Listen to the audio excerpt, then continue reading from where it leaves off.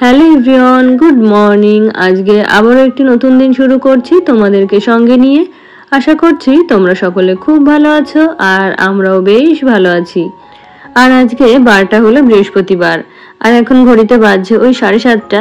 তো যত যাই কিছু করি না কেন এই 7:30টার মধ্যে যদি রান্নাটা না বসাতে পারি তাহলে কিন্তু ওদেরকে ঠিক টাইমে খাবারটা দিতে পারবো না। আজকে আবার ছেলে আর হাজবেন্ড দুজনেই একসাথে বেরোবে। তো কিছুদিন বাদেই রয়েছে ওদের স্কুলে অ্যানুয়াল প্রোগ্রাম। তো ওদের প্রোগ্রামটা যে মঞ্চে হবে, মানে যে হলে, সেখানেই আজকে ওদের ফাইনাল রিহার্সাল হবে। তো সেই জন্য ওদের স্কুলে না পাঠিয়ে যে হলে ওদের প্রোগ্রামটা হবে সেখানেই পাঠাতে হবে। তো অন্যদিন যেহেতু রান্না বান্না কমপ্লিট করে তারপরে ছেলেকে রেডি করাতে যায়, তো আজকে কিন্তু সেটা সম্ভব হবে না, কারণ দুজনেই যেহেতু একসঙ্গে বেরোবে। তো সেই জন্য রান্নার মাঝখানে ব্রেক নিয়ে ছেলেকে স্কুলের জন্য রেডি করে ওকে গাড়িতে তুলে দিয়ে এসে তারপরে আবার বাকি রান্নাটা করতে হবে। তো এদিকে দেখো ভাতটা বসিয়ে দিলাম আর ডালটাও বসিয়ে দিলাম। আর এখন যে সবজিটা করব সেটা এখনো কাটা হয়নি। তো ভাত আর ডালটা যতক্ষণে হবে ততক্ষণ ওইদিকে সবজিটা কেটে নেব। আর কি বলতো, এখন যেহেতু সপ্তাহের শেষের দিক, তো ফ্রিজে সবজি একেবারেই বাড়ন্ত।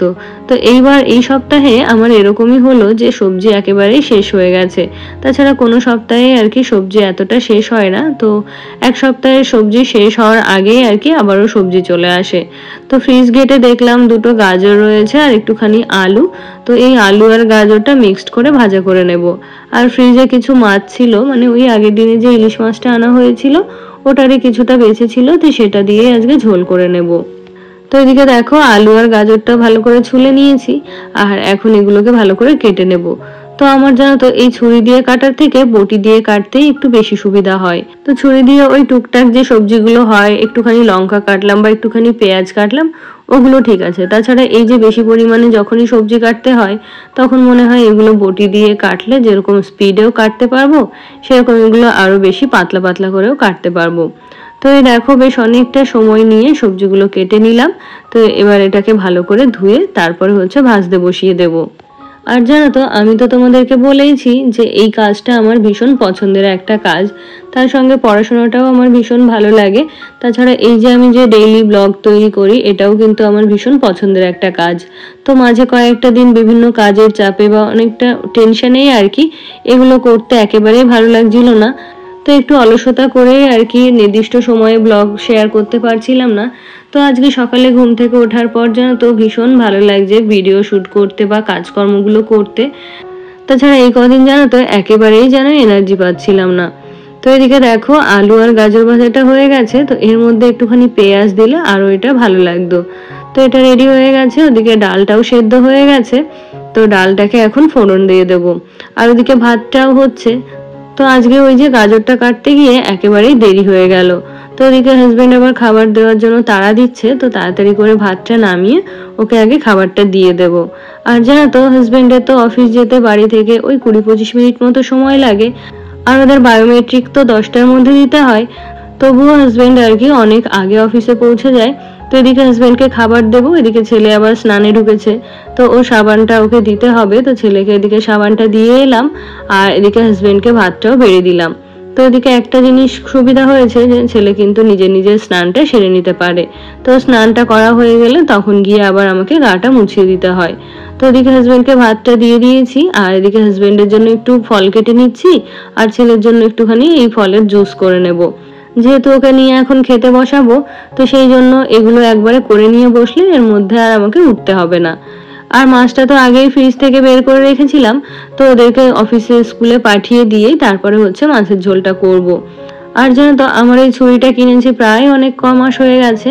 তো এই ছুরিটার ধারটা একেবারেই শেষ হয়ে গেছে। তো ওই জন্য একটু কাটাকুটি করতে ভীষণ অসুবিধা হয়। তো এই ছুরির থেকে আমার যে বটিটা রয়েছে ওটাতে একটু ধারটা বেশি আছে। তো যেহেতু লেবুটা ভীষণ নরম, তো ছুরিতে ধারটাও যেহেতু কমে এসেছে, সেই জন্য লেবু কাটতে গেলে অর্ধেক রসটাই যেন বেরিয়ে যায়। তো ওদিকে ছেলেকে খাইয়ে দিয়ে স্কুলের গাড়িতে তুলে দিয়ে তারপরে দেখো দুপুরের জন্য মাছের ঝোলটা করে নেব। তো এখন ঘড়িতে বাজছে ওই 9:30 মতো। তো ওদিকে দিদিও কাজ করতে চলে এসেছে। তো দিদি ঘরটা মুছছে, আর যতগুলো বাসন নামানোর সবগুলো নামিয়ে দিয়েছি, শুধুমাত্র কড়াইটা বাদে। তো দিদিকে বললাম যে বাসনগুলো নামিয়ে দিয়েছি ওগুলোই ধুয়ে দাও, আর যে কড়াইটা থাকবে সেটা আমিই ধুয়ে নেব। তো এদিকে দেখো মাছ খুব একটা বেশি ছিল না, ওই যে বললাম আগের দিন খেয়ে যেগুলো বেঁচে ছিল সেগুলোই আর কি। তো এদিকে মাছগুলো ভেজে তুলে নিয়েছি আর ওদিকে একটা সর্ষে, কাঁচা লঙ্কা, সাদা তিল দিয়ে একটা পেস্ট তৈরি করে নিয়েছি। তো সেটাকে দেখো জলে গুলে দিয়ে দিলাম। তো এদিকে এই যে মাছের ঝোলটা হতে কিন্তু খুব একটা সময় লাগবে না, আর দিদিও কিন্তু এদিকে কাজ করে দিয়ে চলে গেছে। আর জানো তো সকালবেলা ওই যে ঘর গোছানোর কাজগুলো আমার একেবারেই করা হয়নি, শুধুমাত্র বাসি ঘরটা ঝাড় দিয়েছিলাম। আর সকালে জানো তো সমস্ত কাজ গুছিয়ে আবারও এই যে এসে তাড়াহুড়ো করে রান্না করতে গিয়ে বড্ড কষ্ট হয়ে যায়। তো ওই জন্যই শুধুমাত্র বাসি ঘরটা ঝাড় দিয়ে নিজে ফ্রেশ হয়ে রান্নাঘরে চলে এসেছি। তো এখন ঘরগুলোও মোছা হয়ে গেছে, তো জিনিসপত্র যেগুলো একটু অগোছালো হয়ে রয়েছে সেগুলো এখন আস্তে আস্তে করে গুছিয়ে নেব। তো বেশ কয়েকদিন হলো রান্নাঘরটা খুব ভালোভাবে পরিষ্কার করা হয় না, তো আজকে ভাবছি রান্নাঘরটা খুব ভালোভাবে পরিষ্কার করে নেব। আর এর মাঝেই কিন্তু ক্যাবিনেটগুলো একদিন আমি পরিষ্কার করে নিয়েছিলাম, তাছাড়া একটু কিচেন স্ল্যাব, তারপরে চিমনিগুলো আজকে ভাবছি একটু ভালো করে সাবান জল দিয়ে পরিষ্কার করে নেব। তো এদিকে দেখো মাছের ঝোলটা হয়ে গেছে, আর ওই যে বললাম শুধুমাত্র কড়াইটা ধোয়ার বাকি ছিল, তো কড়াইটা এখানে আমি মেজে নিলাম। আর এখন ওভেনটাকেও ভালো করে পরিষ্কার করে নেব। তো অন্যান্য দিন কি করি বলো তো, ওভেনটা ঠান্ডা হওয়ার পরেই আর কি মুছি। তো আজকে যেহেতু ছেলে আগে স্কুলে চলে গেছে আর এখন আমার তো ওকে স্কুলে পাঠানোর তাড়াও নেই, তো বেশ অনেকটা সময় পাবো রান্নাঘরটা পরিষ্কার করার। আর সামনেই যেহেতু মহালয়া, তাই কিন্তু হাতে খুব বেশি সময় আমাদের নেই। তো এই সপ্তাহের মধ্যে যা যা পরিষ্কার করার আছে সবকিছুই পরিষ্কার করে নিতে হবে। তো এই যে আমার বেডরুমটা তো বলেছি আগেই ক্লিন করা হয়ে গেছে, তো এর মাঝে একদিন বাকি রুম দুটো ক্লিন করে নেব। তো এদিকে রান্নাঘরটাও মোটামুটি আজকে ক্লিন হয়ে যাবে। আর ওই যে রান্নাঘরের যে কন্টেনারগুলো আছে, মানে মশলার কৌটো কুটিগুলো, ওগুলো একটা সময় ধরে পরিষ্কার করে নিলেই হয়ে যাবে। তো চলো যতক্ষণে রান্নাঘরটা পরিষ্কার করছি ততক্ষণে তোমাদের কিছু কমেন্টের রিপ্লাই দিয়ে ফেলি। তো আমার গত ভিডিওতে কমেন্ট করেছিল এমডি মাহির বিশ্বাস আইডি থেকে দিদি ভাই, তো লিখেছে আমার হাজবেন্ডও ওই রকম, আমার টাকায় কিনবো বলে যাই বাজারে, বাজারে গিয়ে আমার হাজবেন্ড বিল পে করে দেয়। আর শাড়িগুলো খুব সুন্দর হয়েছে। তো অনেক ধন্যবাদ দিদি ভাই তোমাকে। আর কি বলতো, হাজবেন্ডরা বোধহয় ওরকমই হয়, কারণ যে টাকাটা আমরা পে করব সেটাও ওনাদের, আবার যেটা ওনারা পে করবে সেটাও ওনাদের। তো ভাবে হয়তো আমাদের হাতে কিছু টাকা থাকলে আমাদের হয়তো একটু ভালো লাগবে, তাই আর কি আমাদের টাকাগুলো খরচ করতে দেয় না। আর আমার গত ভিডিওতে আরো কমেন্ট করেছিল কার্লি টেলস থেকে বোন, তো লিখেছে ওয়াও বর্দি ভাইয়ের চয়েসটা দারুণ, আর ওই কাশ্মীরি ওয়ার্ক করা শাড়িটার দাম কত, সব কটাই খুব সুন্দর হয়েছে। তো অনেক ধন্যবাদ বোন তোমাকে। আর সত্যি আমার দিদির পছন্দ সত্যি ভীষণ ভালো। আর আমার ওই কাশ্মীরি ওয়ার্ক করা শাড়িটার দাম নিয়েছে 4,950 টাকা। তো কি বলতো, বাজারে এই শাড়িগুলো এসেছে প্রায় 2 থেকে 3 বছর হয়ে গেছে। তো আমি একটু তককে তককে ছিলাম যে যখন শাড়িগুলোর দাম কম হবে তখন আর কি শাড়িগুলো নেব। তো এবছরেও গিয়ে দেখি সেই একই রকম দাম রয়েছে, আর তার ডিমান্ডও একদমই কমেনি। ভীষণ চাহিদা শাড়িগুলোর। তো আমারটা কি হয়েছে জানো তো, আমি যখন শাড়ি কিনতে যাই তার আগে কিন্তু একজনা এই শাড়িটা পছন্দ করে কাউন্টারে রেখে দিয়েছিল বিল হওয়ার জন্য। তো তারপরে আমি যে শাড়িগুলো দেখছিলাম সেগুলোর কালার কম্বিনেশন আমার একদমই পছন্দ হচ্ছিল না। তো আমি রীতিমতো না নিয়েই চলে আসছিলাম শুধুমাত্র ওই সাদা শাড়িটা নিয়ে। তারপরে যে দাদাটা আমাকে শাড়ি দেখাচ্ছিলেন ওই দাদাটাই আর কি আমার এই শাড়িটা যেহেতু ভীষণ পছন্দ হয়ে গেছে, তো এটা হলো অন্য একজনের পছন্দ করা ছিল, তো সেই জায়গায় অন্য একটা শাড়ি রেখে তার শাড়িটা আমাকে দিয়ে দিয়েছে। তো এইভাবেই আর কি এই কালারের শাড়িটা আমি পেয়ে গেছি। তাছাড়া দোকানে যে বাকি শাড়িগুলো ছিল সেগুলোর কালার কিন্তু এতটাও ভালো ছিল না। তারপরে আমার গত ভিডিওতে আরো কমেন্ট করেছিল মৌমিতা বাগ দিদি ভাই, তো লিখেছে খুব সুন্দর হয়েছে সবকিছু তোমার, আর ওই সাদা শাড়িটার দাম কত দিদি ভাই। তো ওই সাদা শাড়িটার দাম নিয়েছে 1910 টাকা। তো ওই শাড়িটা বলতে পারো আমার বাবাই দিয়েছে, কারণ বাবা আমাকে যে টাকাটা দিয়েছিল সেটা দিয়েই আর কি শাড়িটা কিনেছি। তো তারপরে দেখো ওদিকে রান্নাঘর পরিষ্কার হয়ে গেছে, আর ওরা খেয়ে যাওয়ার পরে ডাইনিং টেবিলটাও ক্লিন করা হয়েছিল না। তো ওদিকে ডাইনিং টেবিলটা ক্লিন করে নিয়েছি, জলের বোতলগুলো ভরে নিয়েছি। তারপরে সবশেষে আমার জন্য একটুখানি লেবু কেটে নিলাম। তো কি বলতো, এই কাটার অলসতা করে ফল কিন্তু আমার একেবারেই খাওয়া হয় না। আর হাজবেন্ডের জন্য ছেলের জন্য যখন ফল কাটি তখন কিন্তু যে নিজে বসে একটু খেয়ে নেবো সেই সময়টা হয় না। তাছাড়া যে ফলগুলো না কেটে খাওয়া যায় যেমন আপেল, কলা, আঙুর, এগুলো কিন্তু আবার আমার খাওয়া হয়ে যায়। আর আঙুরটা যেহেতু ওই যে ফ্রুট বাস্কেটে ঝোলানো থাকে, তো কাজ করতে করতে ঘুরতে ফিরতে আঙুরটা বেশ খাওয়া হয়ে যায়। তো এই যে লেবুটা যেহেতু সময় করে নিয়ে কাটতে হয়, তো সেই জন্য লেবুটা আমার একেবারেই খাওয়া হয় না। তো আজকে একটুখানি সময় বের করে আর কি নিজের জন্য একটা লেবু কেটে নিয়েছি। তো তো তারপরে দেখো এই রুমটা ওই যে বাবা স্কুলে যাওয়ার আগে ব্যাগ ট্যাগ গুছিয়ে রাখে, তাছাড়া বিকালবেলা একটু পড়তে বসে, তো এই ঘরটা অগোছালো হয়ে থাকে একটু বেশি। তো এই যে সকালেই তো ঘর মোছা হয়ে গেছে, এঁটো বাসনগুলো ধোয়া হয়ে গেছে, ওদিকে মেশিনেও জামা কাপড়গুলো আমি লোড করে দিয়েছি। তো মোটামুটি সমস্ত কাজই গুছিয়ে নিয়েছি। আর এখন এই যে সোফাগুলো একটু গোছাবো আর বেডরুমগুলো একটুখানি গুছিয়ে নিয়ে তারপরে যাব স্নান করতে।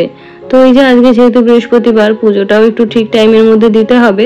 আবার বৃহস্পতিবারে ঠাকুর ঘরে গেলে বেশ অনেকটা সময়ই বেরিয়ে যায়। আর আমার গত ভিডিওতে আরো কমেন্ট করেছিল সামিয়া আক্তার দিদি ভাই এবং রবিনা দিদি ভাই। তো তোমাদেরকে জানাই অসংখ্য ধন্যবাদ আর অনেক অনেক ভালোবাসা। তোমরা সকলেই এইভাবে আমার পাশে থেকো, আমাকে একটু সাপোর্ট করো। তো কি বলতো, এই যে সংসারে এত রকমের কাজ, এত কাজ যদি একটা নির্দিষ্ট রুটিন মেনে করা যায় তাহলে কিন্তু এই কষ্টগুলোকে কষ্ট বলে মনেই হয় না। তো দেখো সকালে যেটা আমার আগে করার দরকার ছিল সেটা তো করে দিয়েছি। তারপরে এই যে যেহেতু ওই দিদি একটা নির্দিষ্ট সময়ে আসে, তো উনিও এসে কাজ করে দিয়ে গেছে। আর এখন যে সময়টা রয়েছে সেটাই, সেই সময়টাই আর কি আমার সময় নিয়ে আমি এই যে ঘর বাড়িগুলো একটু একটু করে গুছিয়ে নিচ্ছি। তো কি বলতো, যতই ঘরটা মোছা হোক না কেন, এই বিছানা, সোফা, তারপরে জামা কাপড়গুলো যদি ঠিকঠাক ভাবে গুছিয়ে না রাখি তাহলে সেই অগোছালোই লাগে। তো এই যে কাজগুলো বাকি ছিল সেগুলো একটু একটু করে গুছিয়ে নিচ্ছি। তো এই যে সব কাজ মোটামুটি হয়ে গেছে। আর তোমরা তো জানোই যে আমি সারাদিনের রান্না একবারেই করে রাখি। তো এখন এই যে ঘরটা গুছিয়ে রেখে স্নান সেরে পুজোটা দিয়ে নিলে সারাদিনের মতো ফ্রি হয়ে যেতে পারবো। আবার ওই যে সন্ধ্যাবেলা ছেলেকে একটু পড়াতে বসতে হবে, তারপরে আবার হাজবেন্ডও চলে আসে, তো সন্ধ্যাবেলা একটু টিফিন তৈরি করতে হয়। তো এইভাবেই আর কি সারাদিনটা আমার কেটে যায়। তো এই যে ঘরগুলো সকালবেলা ডাস্টিং করা হয়েছিল না, যদিও খুব একটা ধুলো নেই যেহেতু রেগুলারই এখন এগুলো মুছছি। তো এখন একটু হালকা করে ডাস্টিং করে নিলাম। তো খুব ভালো হয় আর কি, ঘর মোছার আগে যদি ডাস্টিংটা করি তাহলে যে ধুলোগুলো মেঝেতে পড়ে সেগুলোও কিন্তু একবারে মোছা হয়ে যায়। তো এদিকে দেখো ঘরগুলো, ফার্নিচারগুলো মুছে তারপরে এই যে পুজো দিতে চলে এলাম। আর এখন যেহেতু বাবার বাড়িতে চলে এসছে, তো একটা মিনিটও ফোনটা নেওয়ার উপায় নেই। কতক্ষণে ফোনটা আমার কাছ থেকে নেবে সেই আশায় বসে রয়েছে। তো যতদূর পারি ততদূর আর কি ভিডিওটা শুট করেছি। তো ওই যে বললাম আজকে যেহেতু বৃহস্পতিবারের পুজো, তো ঠাকুর ঘরে একটু বেশি সময় লাগে। তো সবকিছু গুছিয়ে করতে পেরেছি, তবে সেটা শুট করা সম্ভব হয়নি কারণ বাবা ওইদিকে ফোনটা নেওয়ার জন্য দাঁড়িয়েছিল। আর এখন খুব অসুবিধা হয়ে যায় যেহেতু একটাই ফোন থাকে বাড়িতে, তো সেই জন্য ওর হাতে থাকলে আমি অনেক কাজই আর কি ফোনে করতে পারি না। আর ফোন দুটো করছি না কেন বলতো, যেহেতু ও আবার দুটো ফোন হলে সব সময় আর কি ফোন নিয়ে ব্যস্ত থাকবে। তো সেই জন্য একটা ফোনই আমরা ইউজ করি যাতে করে ও ফোনটা একটু কম পায় আর ওর ফোন দেখাটা একটু কম হয়। তো দেখো পুজোটা প্রায় শেষের দিকে, আর এখন বসে একটুখানি পাঁচালিও পড়ে নিয়েছি। তো বৃহস্পতিবারের দিন এই কাজটা না করলে মনে হয় যে পুজোটা কমপ্লিট হলো না। আর যেহেতু আমি সকালই হোক বা সন্ধ্যা, তো সবসময় আর কি ঠাকুর ঘরের প্রদীপটা নিভিয়ে দিয়ে তারপরে আর কি ঠাকুর ঘর থেকে বের হই, নাহলে অনেক সময় আগুন লেগে যাওয়ার ভয় থাকতে পারে। তো ওই যে সকালে উঠে রান্না বান্না করেছি, তারপর ছেলেকে স্কুলে পাঠিয়েছি, হাজবেন্ডকেও অফিসের জন্য গুছিয়ে দিয়েছি। তারপরে দেখো রান্নাঘর পরিষ্কার করলাম। তো সমস্ত কাজ একে একে গুছিয়ে নিয়ে এই যে এখন নিজের মতো করে সময় কাটাচ্ছি। তাহলে বন্ধুরা আজকের ব্লগটি তবে এখানেই শেষ করছি। দেখা হচ্ছে আরো একটি নতুন ব্লগের সাথে। তোমরা সকলে ভালো থেকো, সুস্থ থেকো এবং সাবধানে থেকো।